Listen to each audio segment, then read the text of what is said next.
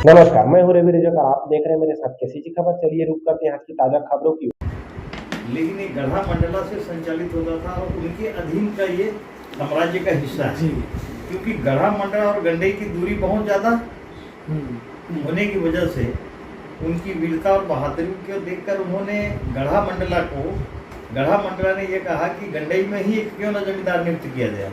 अच्छा। उस जमींदारी काल में प्रथम जो राजा यहाँ के जमींदार नियुक्त हुए लिंगाधर जी थे। और हम लोगों का पूर्वज जो है यहाँ से, अब ये मैकल पर्वत कहलाएगा क्या सर? मैकल पर्वत। ये मैकल पर्वत के हिस्सा में हमारा जो बिहार से लगा हुआ गढ़ी है, हमारा ओरिजिन जो है गढ़ी से है। हम लोग गढ़ी के मूलतः रहने वाले हैं और ये रायगढ़ क्षेत्र कहलाता था। रायगढ़ क्षेत्र, रायगढ़ जिला होता था, रायगढ़ क्षेत्र कहलाता था। उसके अधीन ये गढ़ा मंडला में सम्मिलित था। समय और परिस्थितियाँ बदलती गई जी। फिर ब्रिटिश गवर्नमेंट रही, फिर ब्रिटिश गवर्नमेंट के अंदर में राजा भोसले आ गए, तो धीरे धीरे गंडई का जो कार्य क्षेत्र है वो गढ़ा मंडला से डिस्कनेक्ट होकर इनके अधीन आ गया।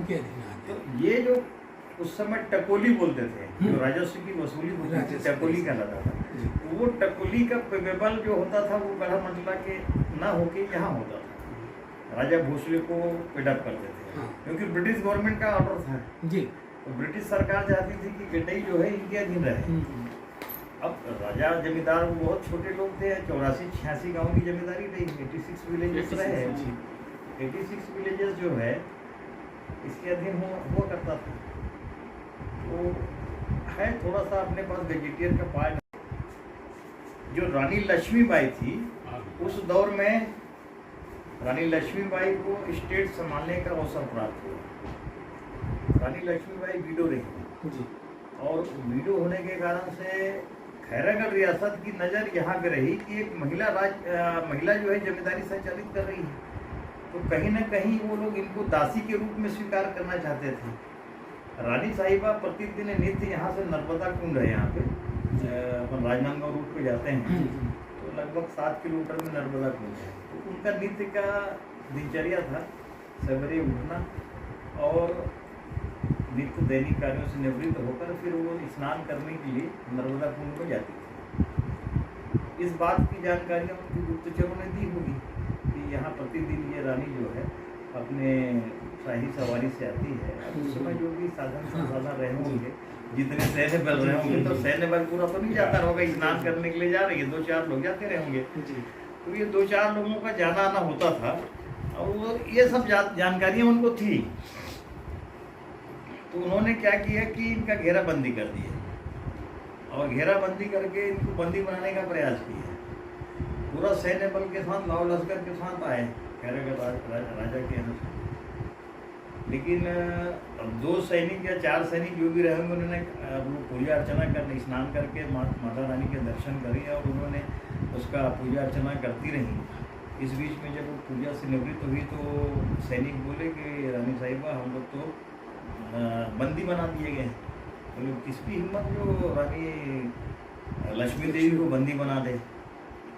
तो उन्होंने उसी समय तत्काल अपने इष्ट देव धोड़दा है भ्रामरी देवी का स्मरण किया, हवन वगैरह दिए, अपना अगरबत्ती जलाई, नारियल चढ़ाई कि आज अगर तू है साक्षात प्रमाण दे, तेरी बेटी जो है आज तेरी बेटी की इज्जत आपको दांव पे लगी हुई है। उसके बाद फिर वो हाथी घोड़ा जितने लैश होकर आए थे अस्त्र शस्त्र लेके, तलवार बंदूक, जब वो भ्रामरी का आगमन हुआ तो भ्रामरी के सामने गोली बंदूक कहाँ चालू काम करेगा। वो 4 लोग देखते रह गए सैनिक, जिस कदर से अटैक हुआ उनके ऊपर, वो पूरा अपनी जान बचा के भागे।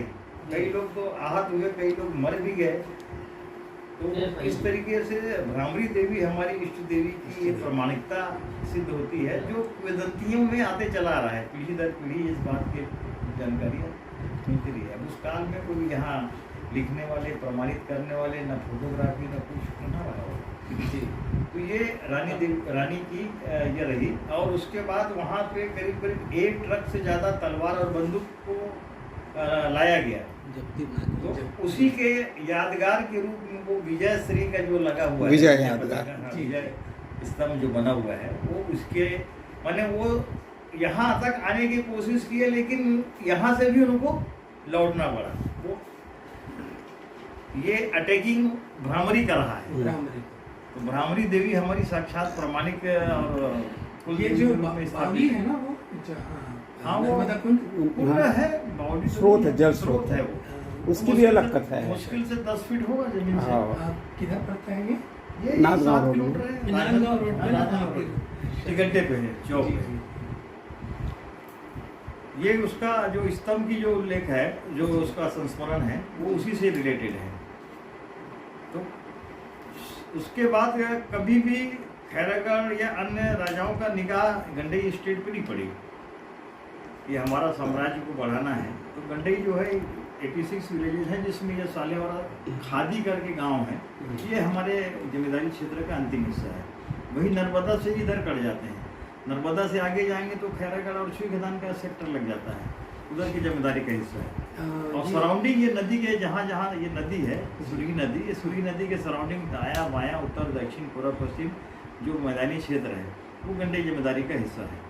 गंडई का विभाजन हुआ आज से 750 साल पहले। तो गंडई से हिस्सेदार जो बने सिलेटी जमींदारी है और एक बरबसपुर। और छोटे छोटे और परिवार के लोगों को 2 गांव 4 गांव दे के ऐसे जो परिवार में, क्योंकि भाई राजा का जो एक रहता था कि बड़ा ही राजतिलक होता था।